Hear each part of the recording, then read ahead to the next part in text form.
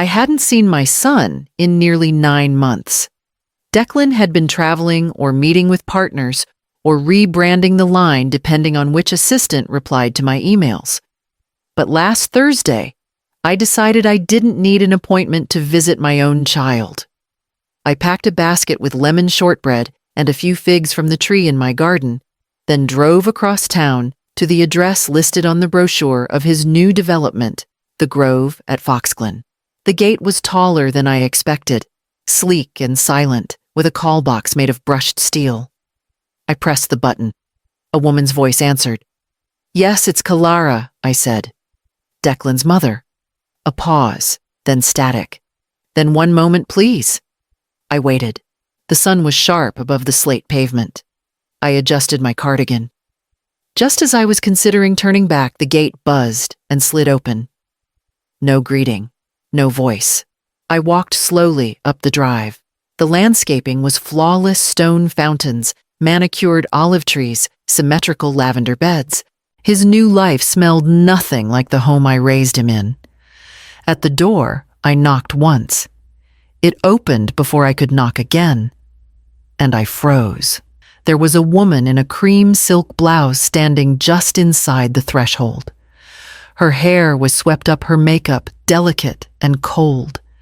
But it wasn't her appearance that stopped me. It was what she held in her hand. A brooch. Silver filigree with a faded blue gem. My mother's brooch. I kept it in my hope chest, wrapped in muslin under my wedding veil. I had never given it to Declan. Never offered it to anyone. She looked at me with the polite confusion of someone answering a door for a delivery. Then Declan appeared behind her, all smiles and crisp linen. "Mom," he said, quickly stepping between us. "You should have called. I'm just heading out." The door was still open. I could see the edge of a framed oil painting in the hallway. I'd seen it before, hung in my old dining room. But I said nothing. Not yet. I stepped back, and I held the basket tighter. I didn't say a word as Declan ushered me into the kitchen, murmuring about meetings and tight schedules. The woman with the brooch disappeared down a hallway, lined with floor-to-ceiling glass. He didn't offer a name. I didn't ask. The kitchen was all quartz and chrome, immaculate, impersonal. I set the basket gently on the counter next to a cluster of imported pears in a crystal bowl. Declan glanced at it and gave a tight smile, the kind you wear for investors, not mothers. "I'll try one later," he said. "Thanks for stopping by, really." I nodded. My eyes wandered. Above the fireplace in the next room was a painting. Pastel strokes of a winter field, 3 deer in the distance. I painted that 30 years ago after my husband passed. I had hung it in our old dining room. Declan used to sit at the table beneath it, swinging his feet and asking me why the sky was purple. I had asked him to keep it safe when I moved. He said he didn't know where it ended up. And yet here it was, framed in gold and perfectly lit, like a prize. "Declan," I said, my voice calm, "where did you get the painting?" He blinked, then looked at his watch. Oh, that Vanessa thought it added a vintage touch. It was just in the storage unit. You know, old family things. He said it like it meant nothing. Like memory and art could be decor stripped of weight and repurposed for ambiance. I looked down and saw my old kitchen chairs reupholstered in ivory velvet legs, buffed and gleaming. They used to creak when you sat in them. Now they looked like props in a staged home. "I should get going," he said, already moving toward the door. "We'll do lunch sometime." He kissed the air near my cheek and walked away. I stood alone in a house filled with ghosts wearing new names. And as the front door closed behind me, I realized I had no idea what else they'd taken. When I got home, I pulled out the old brown notebook I kept in the bottom drawer of my bedroom dresser. The spine was cracked, the corners curled. Inside, my handwriting had faded in places, but the list was still clear. Each family heirloom, each piece of art or jewelry labeled with dates, origins, and notes of condition. I'd started it when Declan was 6, back when he used to sit cross-legged on the carpet while I cataloged boxes in the living room. I turned to the page marked Keepsakes Post-Widowhood. The brooch was there. Mother's sapphire cameo wrapped in muslin top drawer of hope chest. I'd seen it last 3 years ago when I opened the chest to leave a letter inside in case anything happened to me. Now it was pinned to a stranger's blouse.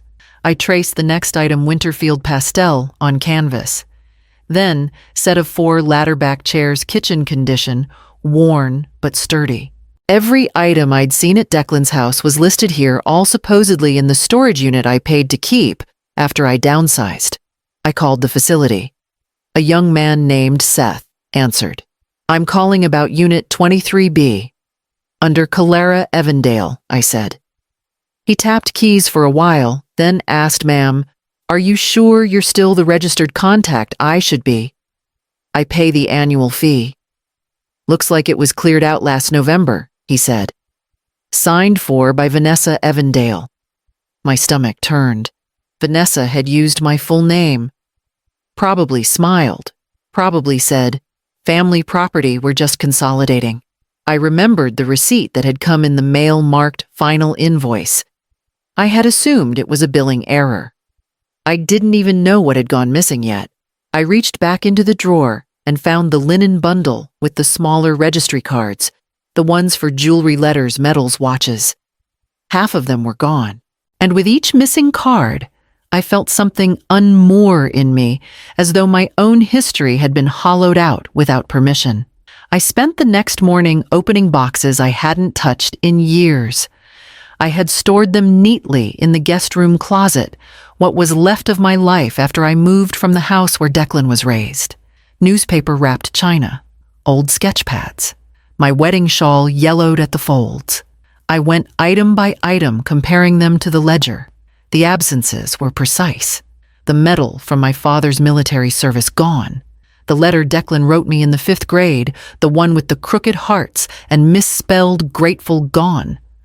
The lace gloves my mother wore on her wedding day, tied with pale ribbon, gone. And the hope chest itself, empty. But for one photo of Declan as a boy and a crushed paper flower. I sat on the floor with the registry open in my lap, my hands quiet but aching. I wasn't crying. Not yet. But I could feel something building in the space between memory and betrayal. After my husband died, I saved everything. Every drawing, every poem, every scrap of effort, because it meant we were still tethered. Declan was all I had. And now, somehow, all I had left of him had been cataloged, cleaned, reupholstered, and sold as lifestyle branding. I looked up his website again. Rooted Resilience. A heritage brand built on authentic legacy. There, in a scrolling banner, was a dining table, set my table with the nicks and scratches buffed out. Described as American vintage meets modern clarity. Price, $1,400. I studied the photo until the edges blurred. I thought of the woman with the brooch, the softness of her voice, the casual way she rested a hand on the chair I once gave Declan for his first apartment. She wore my past like it belonged to her future. I closed the laptop, stood up slowly, and opened the window to let air into the room.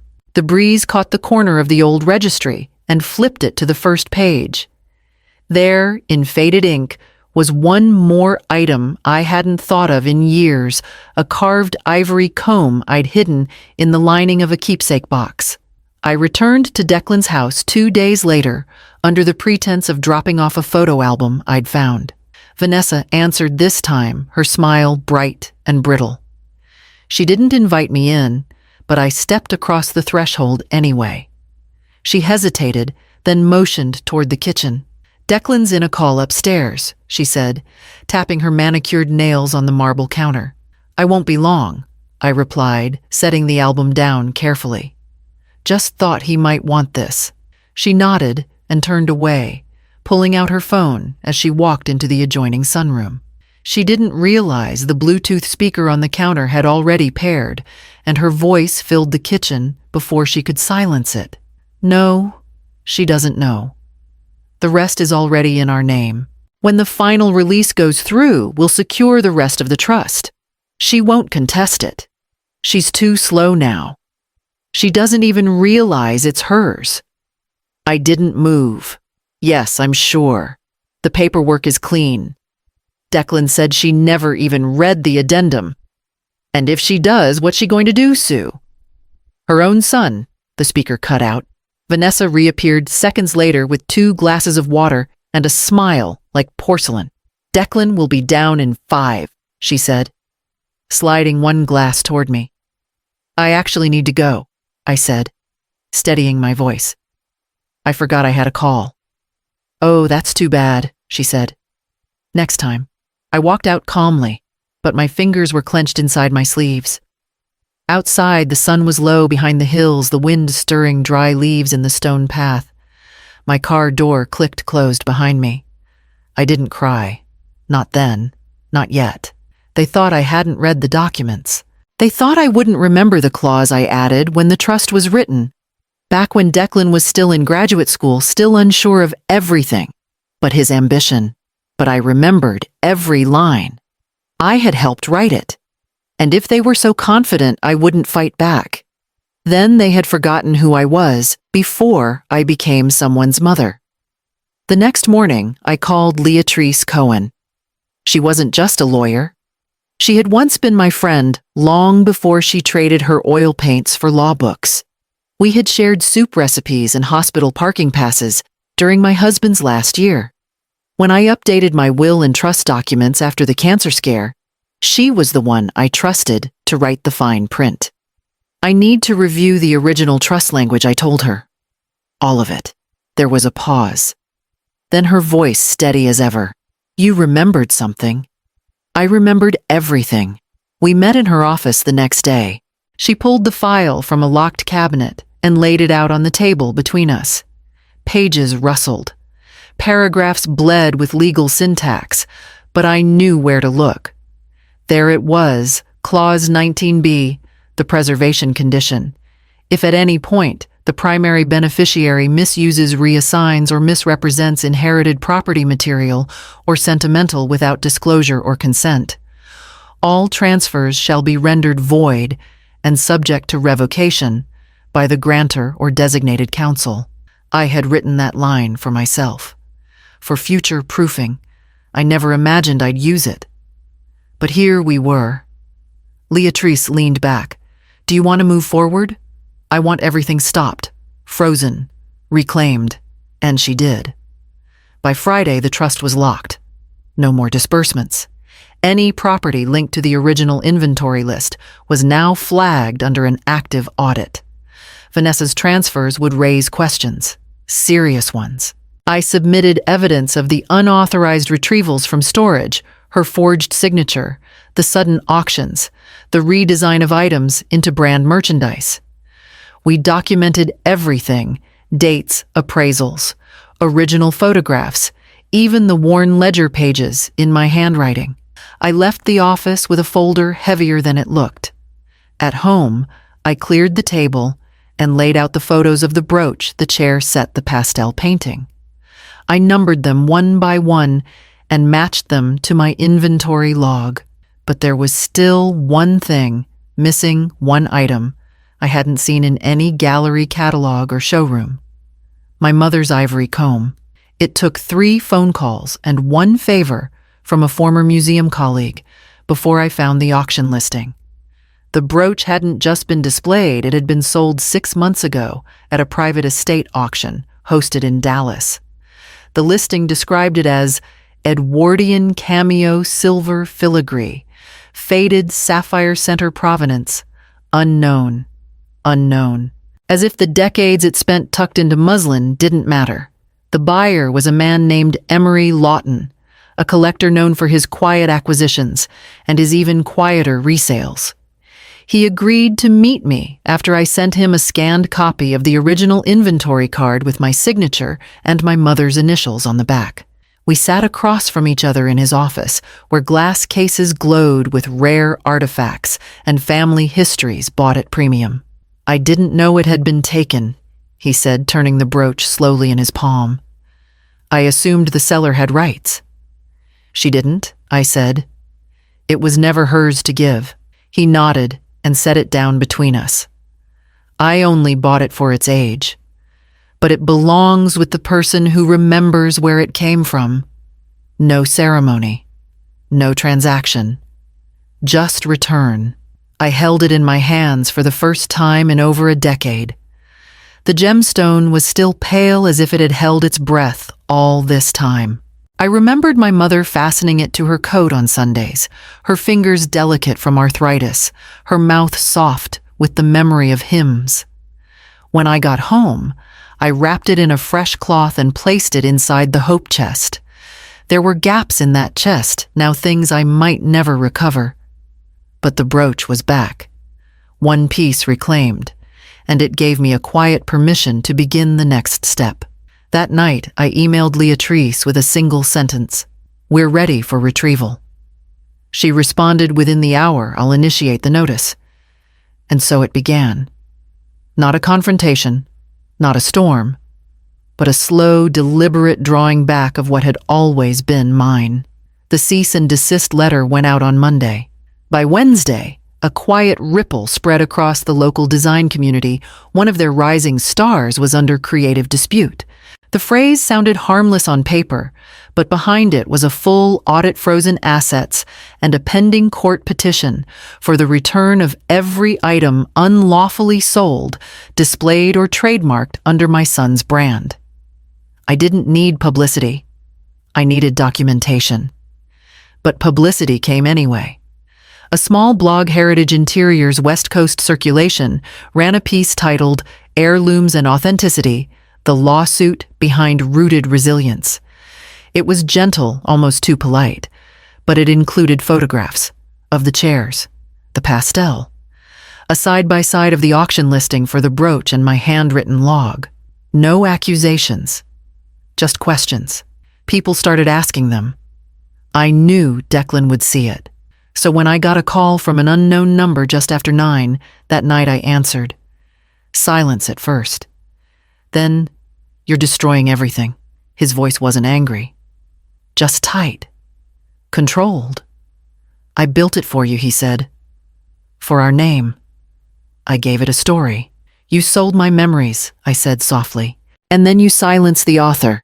He didn't speak for a long moment. When he did, it was lower. "You could have come to me." I did. And then I ended the call. The next day, Leatrice forwarded me an email chain from Declan's legal team. A quiet offer settlement, non-disclosure return of select items. A paragraph asking if I'd be willing to reframe the narrative for mutual benefit. I printed it out, folded it once, and slid it into my ledger between the pages for the comb and the brooch. Then I wrote back, "I won't be reframing anything. I kept the frame you threw away." By evening, Leatrice had filed the full petition. I spent that night sorting photographs, scanning the ones I had left, labeling them digitally, placing backups in a safe drive. My history, properly archived this time.